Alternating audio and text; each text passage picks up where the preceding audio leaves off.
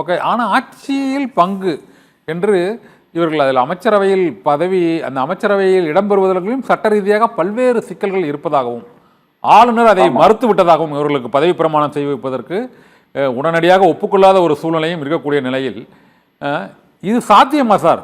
இந்த எதிர்த்து, அதாவது நம்பிக்கை வாக்கெடுப்புக்கு ஆதரவாக வாக்களித்த அதிமுக சட்டமன்ற உறுப்பினர்கள் 25 பேர்களில் சிலர் அமைச்சர்களாவதற்கு சட்ட ரீதியான வாய்ப்புகள் இருக்குதா? நீங்க எப்படி ஃபீல் பண்றீங்க? சட்ட ரீதியான வாய்ப்புகள் கிடையவே கிடையாது சார். இதை பார்த்தீங்கன்னாக்க தெல்ல தெளிவாக அதிமுக கட்சியை சார்ந்த ராஜ்யசபா உறுப்பினர் திரு இன்பதுரை, அவர் ஒரு வழக்கறிஞரும் கூட, அவர் கான்ஸ்டிடியூஷன் பிரகாரம் பல்வேறு தரவுகளை எடுத்து கூறி சட்ட ரீதியாக இதை செயல்படுத்த முடியாது அப்படின்னு பல்வேறு உச்சநீதிமன்ற தீர்ப்புகளை சுட்டிக்காட்டி அவர் தெளிவுபடுத்திருக்கிறார். இதுல பாத்தீங்கன்னாக்க இவங்களுக்கு ஒரே வழி என்னன்னா, இப்ப பை எலெக்ஷன் தான். இவங்க அவங்களுடைய பதவியை ராஜினாமா செய்துட்டோ இல்ல தகுதி இழக்கம் செய்துட்டு அந்த இது டிஸ்குவாலிபிகேஷன் கண்டிப்பா ஆக போகுது. ஏன்னா கொரோனா இதை மீறி இவங்க போட்டிருக்காங்க இந்த வாக்கு. அதனால நிச்சயமாக டிஸ்குவாலிபிகேஷன் ஆகிறதுக்கு அனைத்து சாத்தியக்கூறுகளும் இருக்கிறது.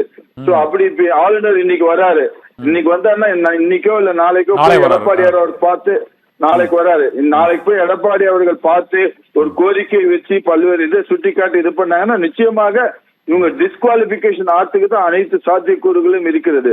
இவங்க அதுதான் விரும்புறாங்க. இந்த எஸ்பி வேலுமணி, சி.வி. சண்முகம் அதுதான் விரும்புறாங்க. ஏன்னா அவங்க ஒன்னா நம்ம பயணிக்கணும், அதிமுக கட்சியோட ஒன்றிணைந்து பயணிக்கணும்னு தெரியல, அவங்க இதைதான் விரும்புறாங்க போல் இருக்கு.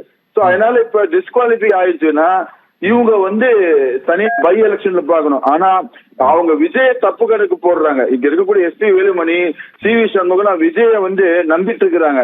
ஆனா விஜய் என்ன பண்ணுவாரு, இந்த விவேக் படத்துல ஒரு காமெடி வரும், ரைட்ல இண்டிகேட்டர் போட்டு லெப்ட்ல திரும்பி ஸ்ட்ரைட்டா போடுறோம் அப்படின்ற மாதிரி ஒரு காமெடி வரும். அதனால விஜய் என்ன பண்ணுவார்னா, இவங்களெல்லாம் நம்பி இருக்காத, விஜய் இவருக்கு டிக்கெட் கொடுப்பாங்கன்னு நினைச்சிட்டு இருப்பாங்க. ஆனா அவர் தாவேக்கால அவருக்கு வேண்டிய யாருன்னா ஒரு தொண்டர்களை, ரசிகர்களை அந்த வரக்கூடிய பை எலெக்ஷன்ல ஆளை நிக்க வச்சு இவங்களை முட்டுச்சந்து கொண்டு வரதுக்கு அனைத்து வாய்ப்புகளும் இருக்கிறது. இதுதான் பண்ணுவார் விஜய். பாருங்க, நீங்க பொறுத்து பாருங்க, இது போல நடக்கிறது சாத்தியமா இல்லையான்னு பாருங்க நீங்க. கோவிந்தராஜ் சார், ஆனா சட்டப்பேரவை பொறுத்தவரை இவங்களுக்கு அதிகமான சட்டமன்ற உறுப்பினர்கள் ஆதரவு இருந்தாலும் 25, 22, 23 கே.சி. வீரமணி கூட இப்போ இந்த இபிஎஸ்க்கு ஆதரவாக பேசியிருக்கிறார். இருந்த போதிலும் இந்த கட்சித்தாவல் தடை சட்டம், மற்றபடி நீங்கள் கூறியது போல எம்எல்ஏக்கள் தகுதி இழப்பு, இவை எல்லாமே சபாநாயகரின் அதிகாரத்துக்கு உட்பட்டது. இது சபாநாயகர் ஆளும் கட்சியைச் சேர்ந்தவராக இருக்கக்கூடிய சூழ்நிலையில் அந்த ஆதாயத்தை கருதி தானே அந்த முடிவை எடுப்பார். இந்த வழக்குகள் நீங்கள்